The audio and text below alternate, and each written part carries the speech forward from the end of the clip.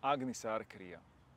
V joge celkovo, ale hlavne v Hatha joge máme skupinu cvikov alebo úkonov, ktoré sa nazývajú aj ako kriye.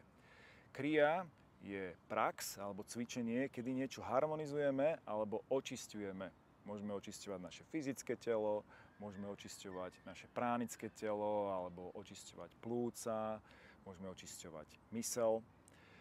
Dneska si ukážeme kriyu, ktorá pracuje a účinkuje v oblasti nášho brucha. Volá sa aj ako očisťovanie ohňom alebo Agnisara Kriya. Ako sa Agnisara Kriya robí? Robí sa takmer výhradne po výdychu. Vydýchneme, podržíme dých a na striedačku vťahujeme a uvoľňujeme brušnú stenu dnu a von. Keď to robíme trošku rýchlejšie, vznikne efekt akéhosi vlnenia a týmto vlnením vlastne krásne premasírujeme vnútornosti, optimalizuje sa trávenie, prekrvia sa detoxikačné orgány, obličky, hrubé črevo a celkovo nervový systém v tejto oblasti dostane krásny stimul a sa posilní. Aby to ale nebolo iba pri slovách, aby ste mali lepšiu predstavu ako na to, ukážeme si to. Čiže s výdychom kľudne môžeme vydýchnuť cez ústa a prejsť do predklonu. Podržíme dých a teraz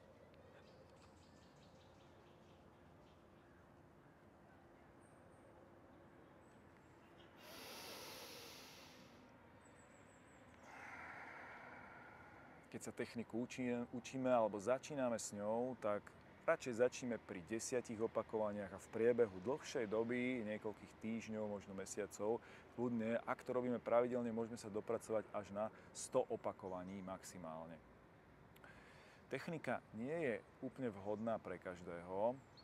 Mohli by sme povedať, že je mierne pokročilá, preto ak s jogou začíname alebo dlhšiu dobu sme sa nehýbali, odporúča sa začať jemnejšími technikami, ako napríklad nácvik plného jogového dychu alebo nejaký striedavý dých.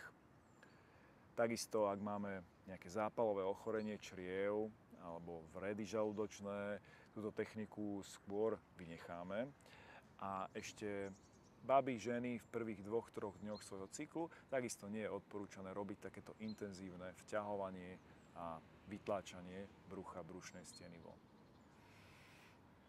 Toľko malá inšpirácia odo mňa na dnes. Verím, že tieto videjká vám prinášajú nejakú pridanú hodnotu, nejakú hodnotnú informáciu. Ak áno, tak som len rád a poteším sa, keď sa uvidíme pri ďalšom takomto videu. Alebo sa uvidíme osobne na kurzoch, pobytoch alebo prípadne súkromných hodinách, ktoré pravidelne usporadúvam aj na tému dýchania, na tému meditácie, asany. To sú všetko témy, na ktoré sa môžeme niekedy spolu osobne alebo digitálne a verím, že sa aj budeme vidieť. Toľko odo mňa, krásne dni.